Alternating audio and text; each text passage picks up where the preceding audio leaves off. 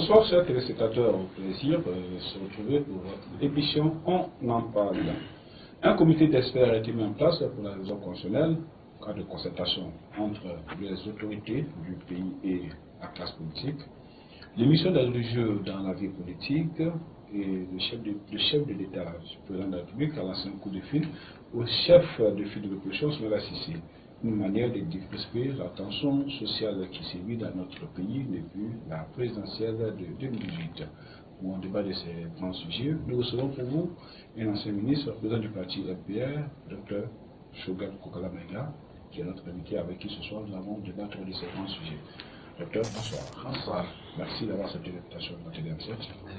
Au plaisir de vous retrouver et pour vraiment discuter de la question d'actualité. Nous sommes passons à savoir qu'un comité d'experts a été mis en place par rapport à la révision constitutionnelle. D'abord, la révision constitutionnelle, pour vous, selon vous, docteur, est-ce qu'il faut réviser cette constitution de février 1991? Je pense qu'au Mali, depuis bientôt 20 ans, tout au moins depuis 2000, il y a eu des tentatives, donc ça veut dire qu'il y a une volonté. Il n'y a pas de différents chefs d'État qui sont succédés à la tête, puis de réviser la Constitution. Ces différentes tentatives n'ont pu aboutir essentiellement à cause de deux situations. D'abord, chaque fois que les présidents ont voulu faire les révisions constitutionnelles, la classe politique a vu à travers cette révision des tentatives du président de la République de se remettre en selle en ou des intentions cachées. Ces différentes révisions, toutes tentatives sont intervenues dans des périodes pratiquement de crise politique ou de crise de confiance entre la classe politique et le chef de l'État. Le résultat, c'est que 3 chefs d'État, à la dernière minute, ont retiré leur révision contre leur tentative de révision constitutionnelle, sans expliquer d'ailleurs pourquoi aux Maliens. Ça veut dire qu'il y a un besoin. Et cette fois-ci encore, je pense qu'il y a un besoin.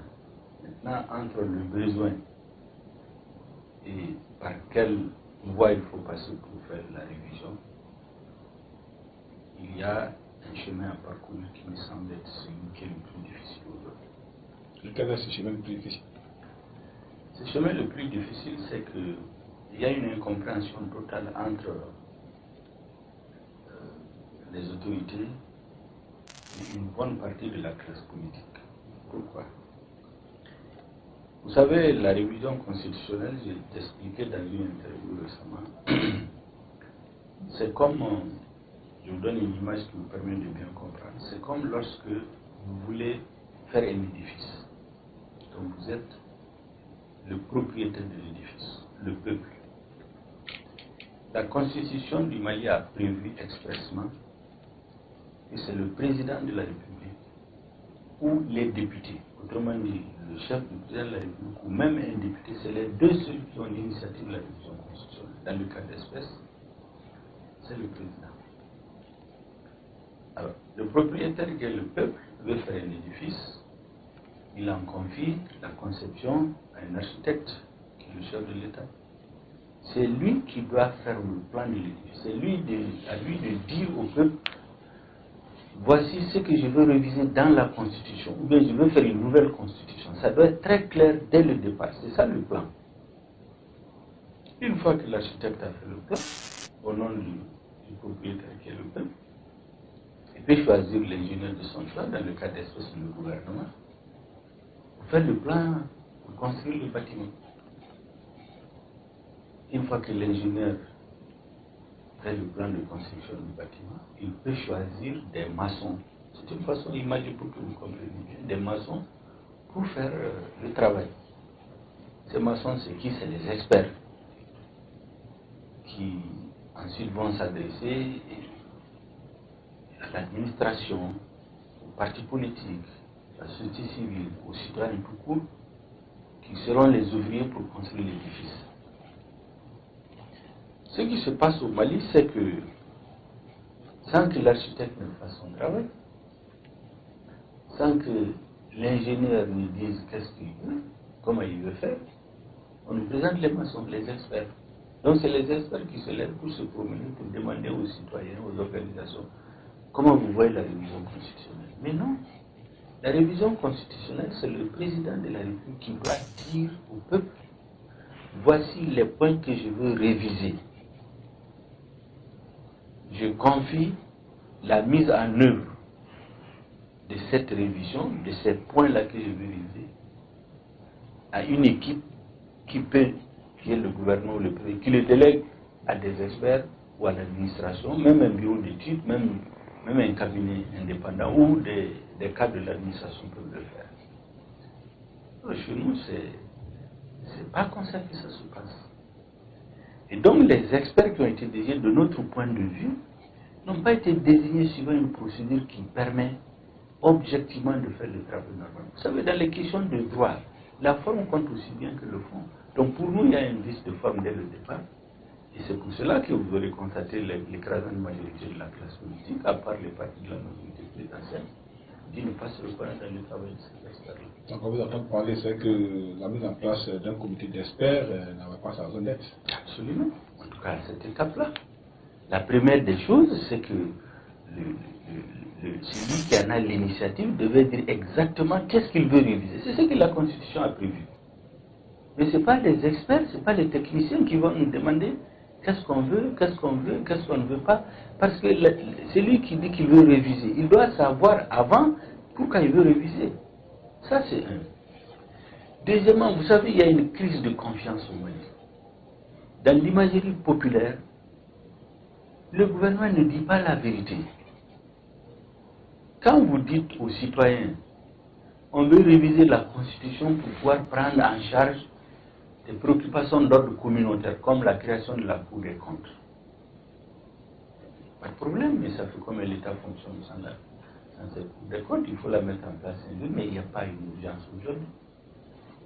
La vérité, c'est que la pression qu'il y a sur les peuples maliens aujourd'hui, c'est pour pouvoir prendre en charge les dispositions qui sont dans l'accord pour la paix et la réconciliation sud-sud. Et ça, il faut le dire ouvert clairement aux Maliens. Et que les gens sachent quelles sont les dispositions de l'accord qu'on veut introduire dans la Constitution, pour que ça soit très clair dans l'idée des citoyens, qu'il n'ait pas l'impression que sous le couvert de révision constitutionnelle, on veut les amener à des choses dont ils ne veulent pas. La dernière révision, vous avez vu, qu'est-ce qu'il y avait là-dedans? Il y avait un article qu'on a subtilement glissé, l'article 36, pour dire que si on n'arrive pas à tenir les élections, le président reste en poste jusqu'à l'élection du prochain président de la République. Mais quand vous mettez quelque chose comme ça dans une constitution, ça devient suspect. Justement, il y a des pratiques comme ça qui créent une crise dont les gens n'ont pas confiance. Il faut dire la vérité aux gens. Justement, étant donné que la crise de confiance existe entre les acteurs politiques, un cadre de concertation nationale a été créé là qui vous permet, vous, hommes politiques, vous, leaders politiques, de pouvoir asseoir avec l'autorité et de discuter. Qu'est-ce que vous avez fait de ces cadres? Vous savez, les choses doivent se faire dans l'ordre. Quand il y a plusieurs acteurs, chacun doit jouer son jeu. Aujourd'hui, vous avez une crise politique grave. Il y a une crise de confiance. Cette crise-là, elle est entre celui qui a été élu et le reste de la classe politique. Il faut que les deux acteurs de la crise, les deux protagonistes de la crise, la majorité présidentielle avec à la tête le chef de l'État, et ceux qui le contestent, qui sont composés de plusieurs groupes, il faut qu'ils s'assoient pour parler de la crise. Une fois qu'ils définissent les conditions de sortie de crise, la mise en place des comités d'experts et de la révision constitutionnelle n'est qu'un élément du processus de sortie de crise. Cet élément-là, la détermination des éléments du processus de sortie de crise, n'appartient pas à un premier ministre, encore moins à un ministre. Ça, c'est un. Deuxièmement, lorsque nous avons vu les papiers qui ont été envoyés, le décret qui a été pris qui déterminait le cadre de consensus, mais on est tombé des nues. Pourquoi? Vous avez vu parmi les participants, on a les groupes armés. Moi, je me suis posé la question, qu'est-ce que les groupes armés viennent faire dans des réunions avec les partis politiques? On nous dit que c'est au nom de l'inclusivité. Mais les groupes armés ont des armes. Leur seule légitimité, c'est le fait qu'ils détiennent les armes. L'esprit des lois au Mali, c'est que vous ne pouvez pas détenir les armes et faire la politique. C'est pour cela qu'on dit que même un militaire qui veut faire la politique, il démissionne de l'armée. Et ils ont les armes. C'est leur seule raison d'être. À ce titre, ils sont partenaires du gouvernement dans la mise en œuvre de l'accord. Oh, ils viennent s'asseoir dans les réunions avec les partis politiques. Mais s'ils veulent faire la politique, ils n'ont qu'à avoir réussi se transformer en parti. Donc vous n'êtes pas d'accord que les groupes armés puissent participer? Personnellement, je crois que conceptuellement, fondamentalement, c'est une erreur. En réalité, c'est un piège. C'est une façon d'institutionnaliser et de rendre permanent l'existence des groupes armés sur le plan institutionnel. Or, les groupes armés ont une existence limitée dans le temps. C'est des partenaires du gouvernement de la discussion sur la mise en œuvre de l'accord. Ce qu'ils auront convenu avec le gouvernement, c'est ce que le gouvernement soumet aux discussions dans le gouvernement. Ça, c'est un élément qui n'est pas le plus important, je le dis au passage. Ensuite, quand vous regardez la composition, il y a plus de 200 partis politiques au Mali. Vous avez 7 ou 10 chefs de parti qui sont connus. Ce n'est pas inclusif. Troisièmement, et c'est ça qui est aberrant. Vous savez, au Mali, il y a des critères qui déterminent le poids d'un parti au sortir d'une élection.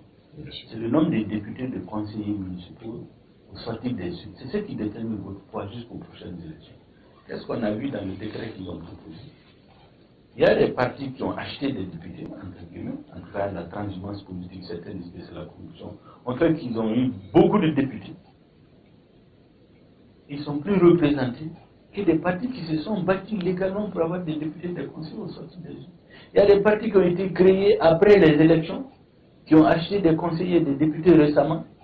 Ils sont plus représentés que des partis qui existent historiquement, qui ont eu des candidats à toutes les élections, qui ont même eu des candidats à l'élection présidentielle. Donc tout ça, ça donne l'impression encore de quelque chose qui n'est pas clair. Mais cette faute de vous voulez parler de transhumance, si cette transhumance-là, est-ce que quelque part ça ne compte pas à vous les hommes politiques aussi? Non, c'est un autre débat. Si un homme politique encourage la transhumance, c'est son affaire. Mais le résultat de la transhumance, on ne peut pas le transformer en élément d'appréciation du parti, parce que même au niveau de la direction générale des élections, une fois que vous sortez des élections jusqu'aux prochaines élections, le financement des partis, tous les éléments de représentativité, c'est à partir du résultat sorti des urnes. Mais pourquoi on change les règles du jeu uniquement pour ce cadre de concertation? Donc, c'est des jeux qui ne peuvent pas marcher. Lorsqu'on est dans une crise de confiance, on est dans une crise et qu'on veut faire des choses normalement, il faut que les choses aillent dans l'ordre. Que les acteurs principaux de la crise politique discutent et déterminent les grandes questions qui nécessitent un consensus national, qui définissent ensemble les conditions d'organisation de la sortie de crise. Les cadres de concertation n'est qu'un élément, ce n'est qu'un cadre. Donc les gens ne reconnaissent pas un ministre qui est contesté sur tous les plans, de convoquer les partis comme ça, de fixer un cadre arbitrairement sans critères crédibles, avec des astuces qui jurent avec la morale politique. Donc les gens ne le reconnaissent pas, c'est pourquoi beaucoup se sont retirés. Moi personnellement, je ne me suis même pas présenté dès le premier jour. Mais selon vous, qu'est-ce qu'il faudra pas faire pour qu'on puisse vraiment aller dans une concertation qui est... Ce qu'il faut faire d'abord, je pense qu'on a...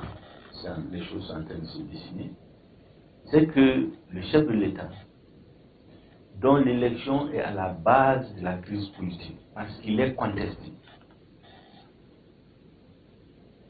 discute avec tous les Maliens, y compris ceux qui le contestent.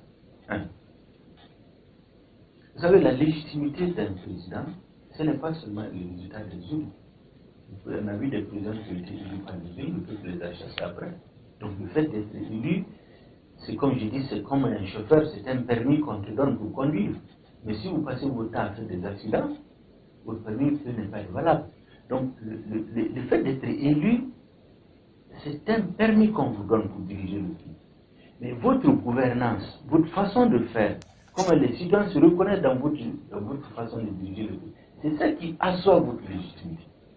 Donc l'élection contestée ne peut pas être la seule source de légitimité du chef de l'État. Et c'est pour cela qu'aujourd'hui, si un espace est créé où il discute avec tous les Maliens, et que les uns et les autres se disent, attention, Au-delà de l'élection, notre pays aujourd'hui est menacé dans ce fondement par cette rébellion qui n'en finit pas, par cette guerre au centre, par les enjeux géostratégiques qui sont dans notre pays. On laisse la question électorale à côté. Concentrons-nous sur ce qu'il faut faire pour sauver notre pays. Ça me semble être un bon débat. Une fois que cela est fait, on s'entend sur les grandes questions aujourd'hui qui ont besoin d'un minimum de consensus au niveau de la nation pour faire avancer notre pays. Pour que notre peuple parle d'une seule voix face à l'adversité. Et les adversaires ne manquent pas. Il y en a qui sont parmi nous. Il y en a qui font semblant de négocier avec nous. Il y en a qui ont des projets sur notre pays. Pour que notre peuple parle d'une seule voix, je pense qu'il faut qu'il y ait ce minimum de cadre. Une fois que ce cadre-là est créé, les groupes pour réfléchir, pour faire ceci, pour faire cela, ça va de soi. Et une fois que le cadre est créé, qu'on ait déterminé les grands sujets qui nécessitent un consensus au niveau de la nation, de l'essentiel des acteurs politiques et sociaux, puis en ce moment on peut choisir les équipes, on peut choisir les hommes pour les mettre en œuvre, mais il faut que ce soit des gens dans lesquels les populations ont confiance, dont la loyauté à l'État malien ne souffre d'aucune ambiguïté, qui ont une crédibilité, qui ne sont pas discrédités dans l'opinion. En ce moment, je pense qu'on va retrouver la voie de l'apaisement. Et les Maliens vont se rendre compte qu'en réalité, la voie qu'on a choisie jusqu'ici, elle est mauvaise. Voilà un peu comment moi... Justement, parlant du mot apaisement que vous avez su faire sortir, le chef de l'État, le président Ivan Boubacar, a lancé un coup de fil aussi à des fils de l'opposition, Soumaïla Cissé, chef de file de l'opposition. Est-ce pas un début de la décrispation politique au Mali? Vous savez, vous m'avez interviewé au mois de novembre. Il y a 2 à 3 choses que je vous avais dit en son temps. Je vous ai dit qu'en politique, dans la vie tout court, lorsque vous voulez réellement régler un problème, vous le réglez d'abord, après vous en parlez. Quand on commence par parler avant de régler les problèmes, moi je me pose des questions. J'ai eu beaucoup plus le sentiment d'une opération de communication qu'une véritable volonté d'aller vers des solutions. Ça, c'est mon appréciation et je souhaite qu'elle soit évoluée. Ceci dit, je trouve que c'est un pas en avant. On attend de voir la suite. Justement, on attend de voir la suite. Et vous, homme politique qui avez battu le pavé pour la démocratie au Mali, aujourd'hui, après plus de 20 ans de démocratie, peut-être plus de 25 ans de démocratie, on constate chose bizarre que les religieux sont en train de vous damer de pion. Vous n'avez pas échoué votre mission de nouveau démocratique? Non, je ne crois pas. Vous savez, d'abord, moi je ne fais pas partie de ceux qui disent qu'ils ont battu le pavé. Moi je me suis battu avec mes idées dans des salles de réunion, dans des conférences, dans des débats à l'intérieur de mon parti. Je ne suis pas un partisan de la rue d'une façon générale, sauf quand ça s'impose. Au moment où on allait vers la transition démocratique, j'étais dans un autre stade. J'étais dans un parti où je faisais le débat à l'intérieur. Mais ça c'est une parenthèse. Le plus important, comme vous dites, ça fait quand même plusieurs années, bientôt une trentaine d'années, qu'on fait une construction du système multipartisan. Vous savez, les religieux, c'est des composantes de notre société. On ne peut pas les empêcher de donner leur avis et même de participer au débat politique. Ce que la Constitution a interdit, c'est des partis politiques à caractère religieux. Ça c'est. Deuxièmement, vous savez, on a fait un problème aujourd'hui, simplement parce qu'il y a des questions de fond, des questions de société, des questions d'ordre moral, sur lesquelles les religions ont donné leur avis. Et ils sont dans leur rôle.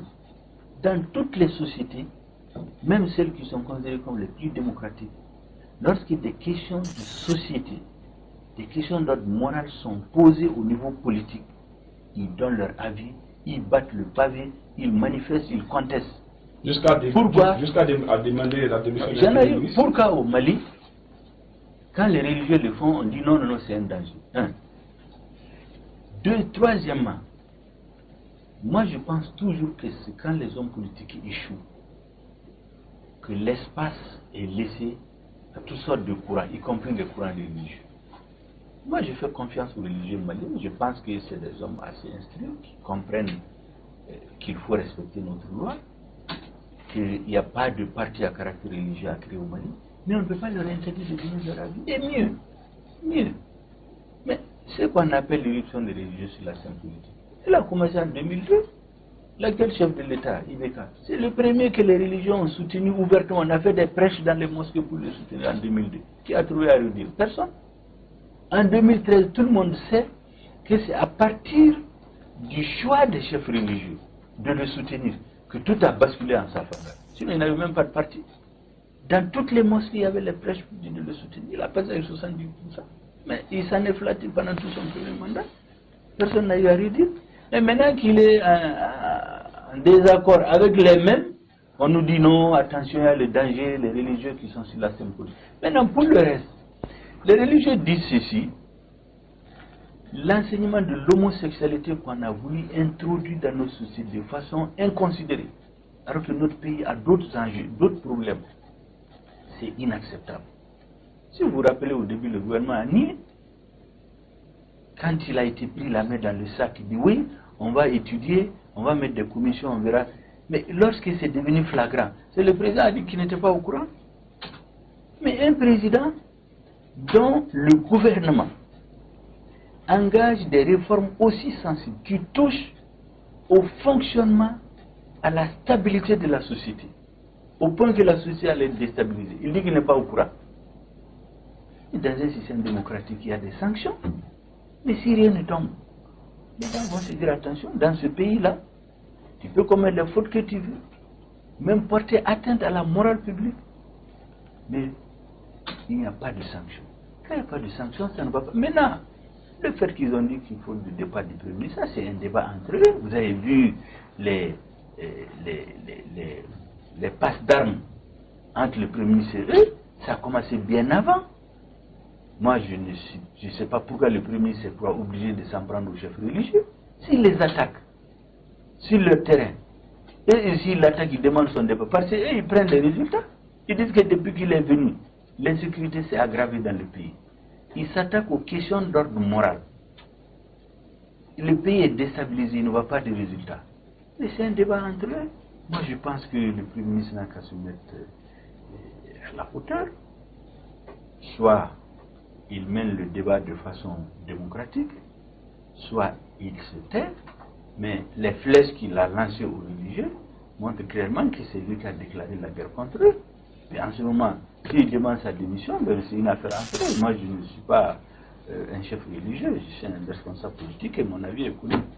Justement, mais justement, en tant que politique, c'est vrai que vous faites une analyse de façon grosso modo, mais aujourd'hui, quand les religieux ils dépassent un chef religieux, parce que c'est différent d'être musulman, mais un chef religieux qui est censé être une incarnation de la société civile, qui est une personne ressource qu'on peut consulter, qui s'initie carrément dans la politique. Je vous dis, un chef religieux qui dit, un chef de famille qui dit, un gouvernement qui veut aller enseigner l'homosexualité à des enfants de 11 ans, ce gouvernement, je n'en veux pas, il faut qu'il quitte. Mais c'est parce qu'ils ont eu le courage de le dire. La quasi-totalité des Maliens pensent que le fait de vouloir introduire l'homosexualité dans nos écoles, c'est inacceptable. C'est une faute politique. Et les fautes en politique, ça se paye. C'est parce qu'ils ont eu le courage de le dire aujourd'hui. Les autres n'ont pas eu le courage de le dire, c'est tout. Maintenant, c'est au gouvernement de donner les réponses et les réactions appropriées. Et moi, je trouve que le gouvernement est allé de mal en pire. Quand les religieux vous disent attention, il y a quelque chose d'anormal que vous êtes en train de faire dans notre société.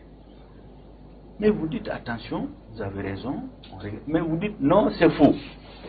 D'ailleurs, celui qui l'a dit, c'est des rumeurs. Ensuite, on essaie de le discréditer. Quand il sort les preuves, il veut faire un meeting pour expliquer. On dit non, il n'y a pas de meeting. Ensuite, il dit qu'il veut faire une grande conférence pour expliquer. On fait des tentatives d'abord pour saboter. À la dernière minute, on dit qu'on est venu accompagner, avec tout ce que vous avez suivi comme chose qui n'était pas tellement agréable. Mais dans ces conditions-là, ce n'est pas une initiative des chefs religieux. C'est une question d'un gouvernement qui a commis une faute, qui a donné la preuve de son incompétence et du fait qu'il n'est pas à l'écoute des populations.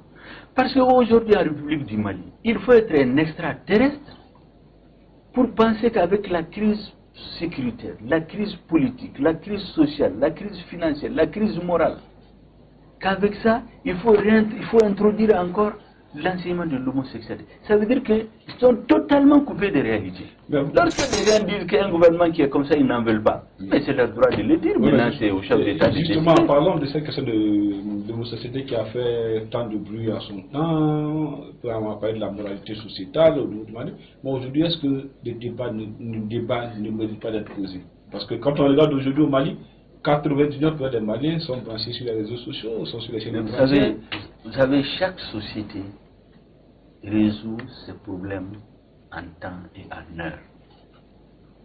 Les sociétés qui ont légalisé l'homosexualité, mais ces sociétés ont près de 200, 300 ans de tradition démocratique. Il y a 20 ans dans ces sociétés, quand vous parlez d'homosexualité, vous êtes poursuivi. Aujourd'hui, encore dans les sociétés dites démocratiques en Occident, il y a des pays qui ont interdit dans leur loi. Mais lorsque cela est vrai, et qu'on est dans un pays qui est en construction, et surtout qui est en crise grave, crise existentielle, est-ce que c'est des débats qui doivent venir aujourd'hui? Si ces débats doivent venir, attendons un autre moment.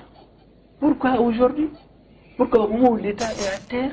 Pourquoi au moment où la société se désintègre? Pourquoi notre pays est menacé? Au lieu que l'État concentre son énergie sur ça, il vient amener un poison pratiquement qui déstabilise notre société. Mais l'homosexualité, les gens, c'est leur droit. Moi, je n'ai rien contre. Chacun a la liberté d'exercer sa sexualité comme il veut. Mais on ne peut pas venir nous imposer ça aujourd'hui au moment où on a l'esprit ailleurs. Moi, je trouve que c'est une faute politique grave que le gouvernement a commis. Et dans d'autres systèmes, quand le président dit qu'il n'était pas au courant, ça veut dire qu'on a mis le président dans l'embarras. Il y a des fautes qui se payent. Mais quand les fautes ne se payent pas, bon, les citoyens se lèvent pour dire qu'eux, ils veulent que le président paye les fautes. Eux, ils s'en prennent au Premier ministre. Ça, c'est un débat entre eux. Moi, je n'ai pas, moi, je n'ai pas le porte-parole des religieux. J'essaie d'expliquer seulement. Je trouve que le gouvernement n'a pas raison dans cette polémique-là. Et lorsque ça a apparu, la moindre des choses, c'était de dire, effectivement, vous avez raison, il y a une faute, nous allons la corriger. Mais on a nié d'abord, ensuite on a menacé, ensuite on a dit qu'on n'était pas au courant. Donc, si on comprend bien que c'est un déficit de communication qui a joué à... Non, c'est un déficit de confiance. Vous savez, en politique, la confiance et la légitimité sont les deux pieds sur lesquels un système démocratique marche. Quand les gens n'ont pas confiance dans un homme, dans une institution, même s'ils montrent quelque chose qui est blanc, les gens vont dire que c'est noir.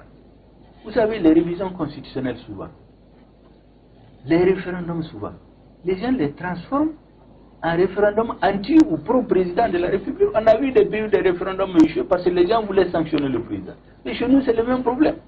Vous croyez que la révision de 2017 qui a échoué là, il y a des gens qui n'ont même pas lu. Sous Ante Abana là, ils ne savent même pas ce qu'il y a. Parce qu'ils ne voulaient pas du président, c'est tout. Ils se sont dit qu'ils veulent mettre une constitution monarchique pour s'incruster au pouvoir.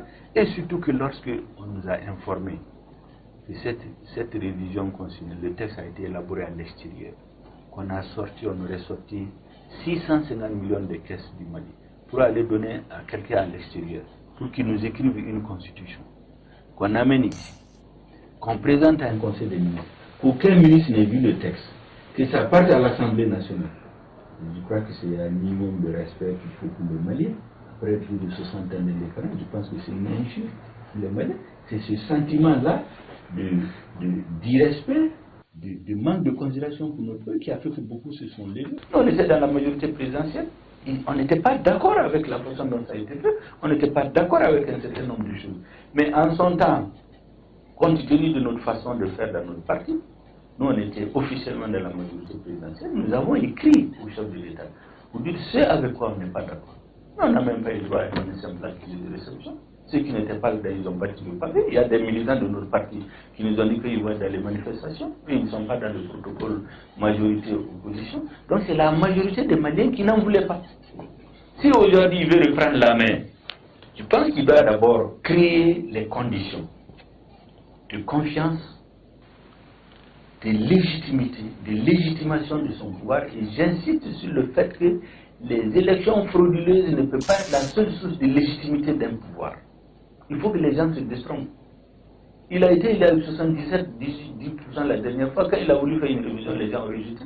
Maintenant que l'élection est fraudulée, c'est la façon de gouverner, sa capacité à chercher le consensus, que les gens voient à lui un rassembleur qui a souci du Mali, et non pas de son parti ou des intérêts privés.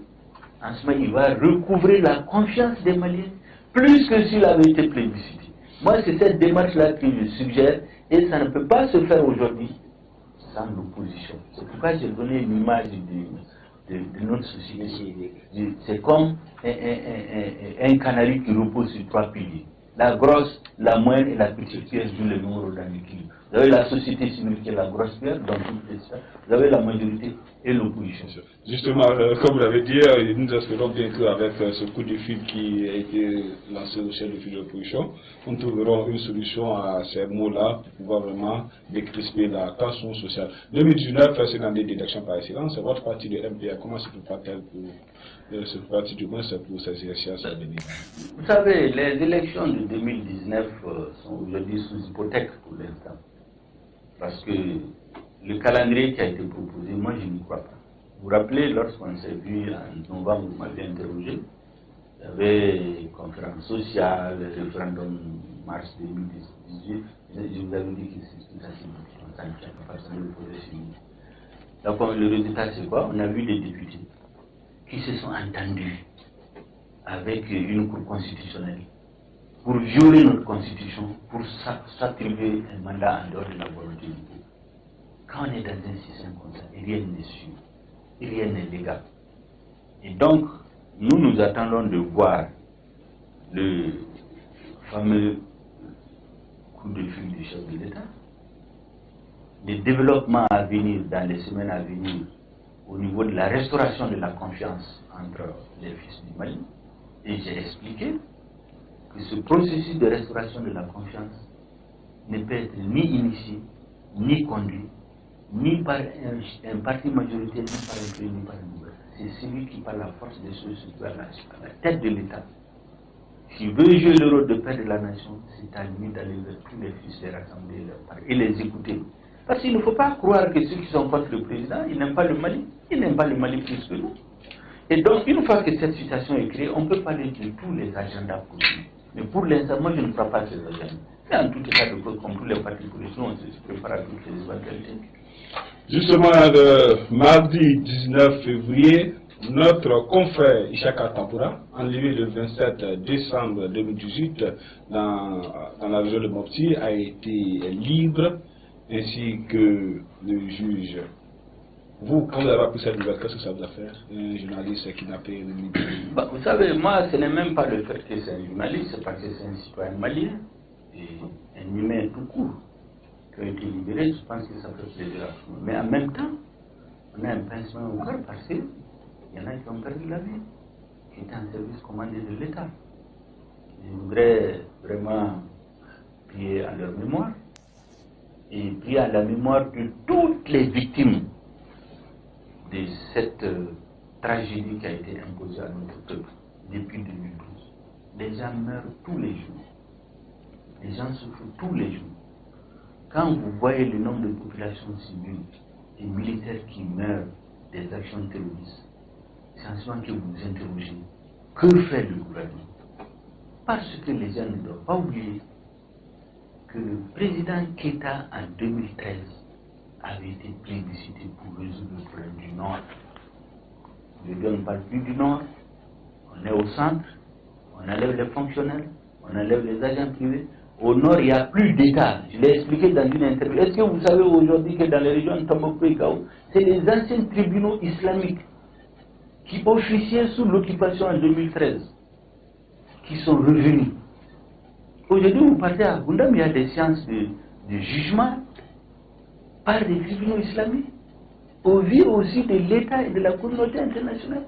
Pendant ce temps, on nous dit oui, l'intégrité du territoire est pour eux. Le président ne peut pas aller à Kidal sans l'autorisation des séparatistes. Le premier ministre ne peut pas aller sans les autorisations. Le ministre de la Défense ne peut pas aller. Le drapeau du Mali est interdit sur le bureau du gouverneur. Le gouverneur même est sécurisé par les mouvements rebelles. Mais quand on est dans ça, est-ce qu'on va passer notre temps à nous tirailler sur des résultats d'élections présidentielles? à l'issue desquels, de toute façon, c'est une personne qui devait être élue. C'est pourquoi je dis aujourd'hui, remettons les débats au centre. C'est l'avenir de notre pays. L'intégrité du territoire, l'existence même du Mali qui est en jeu. C'est pourquoi on doit laisser toutes les autres considérations pour nous donner la main. Parce que notre pays n'existe pas en réalité. Ce n'est que dans les images et à Bamako. On cache bien les yeux. Tous les jours, je vois des images à la télé, des gens qu'on montre au nord. On met des gens dans une salle à Tombouctou, on les filme, on projette, on nous dit que c'est à Taoudéni. Ou bien on montre des gens quelque part dans une salle à Gao. On prend les micros, on met les drapeaux, on projette à la télé. Les gens de Bamako pensent que c'est. Mais c'est archi faux. C'est de l'illusion qu'on voit aux Maliens. On vous entend parler, c'est comme si vous êtes désespéré. Je ne suis pas désespéré, je veux qu'on dise la vérité. Parce que quand on ne dit pas la vérité, on ne soigne pas. Quand vous avez une maladie, même si ça vous fait mal, il faut qu'on déchire la plaie pour enlever le puits. C'est en que ça soigne. Mais quand on continue toujours à caresser, ça fait un peu mal, on se donne plaisir, on sent que ça. C'est ce que le gouvernement est en train de faire. Moi, je ne suis pas d'accord avec cette façon de faire. Il faut appeler les choses par leur nom. Ce qu'on ne peut pas, il faut dire qu'on ne peut pas le faire. Moi, je ne suis pas d'accord avec ce qui est en train d'être fait. Mais regardez le chef de l'État, il a fait combien de mois pour dire qu'il va appeler les chefs de file de l'opposition. Mais il reçoit tous les jours les gens qui assassinent nos militaires. Tous les jours, les séparatistes qui refusent le drapeau du Mali à Kida, qui ne reconnaissent pas le Mali. Lui, il les reçoit tous les jours. Il refuse de parler à ceux qui ne reconnaissent pas son élection. Mais il y a quand même quelque chose qui ne va pas. Donc, moi, je suis un homme de conviction. Je suis optimiste. Mais je suis convaincu que tant qu'on ne dit pas la vérité au Mali, tant qu'on ne se donne pas la main, nous tous, pour aller de l'avant, on va continuer à patrouiller. Et ça fait le jeu des adversaires du Mali. Donc certains sont parmi nous, en faisant semblant de faire des accords avec nous, alors qu'ils ont un agenda de partition du pays. Avec des adversaires étrangers qui se camouflent, soi-disant que c'est des amis du Mali. Ce n'est pas vrai. Ils ont un agenda. Et la seule façon de nous sauver, ce n'est pas un président avec un parti, avec deux partis, avec une coalition. C'est les Maliens ensemble avec un homme autour duquel ils font un consensus, ils font bloc pour avancer. C'est ça ma vision des choses. Donnons-nous la main. L'Aja Troué, le roi des eaux du Bénin, nous interpelle tous. Avec notre force d'unité, nous pourrons recouvrir à notre souveraineté et regarder notre pays, le Mali, qui en a besoin. Ainsi se referme ce débat. Merci de nous avoir suivis, chers téléspectateurs. Restez toujours à notre écoute sur notre streaming www.m7tv.ml.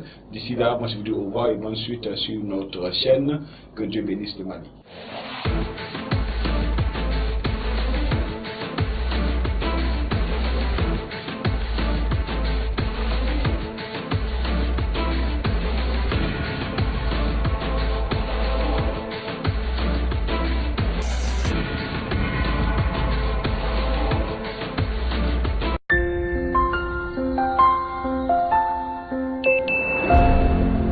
M7 TV, les 7 jours qui font les Mali.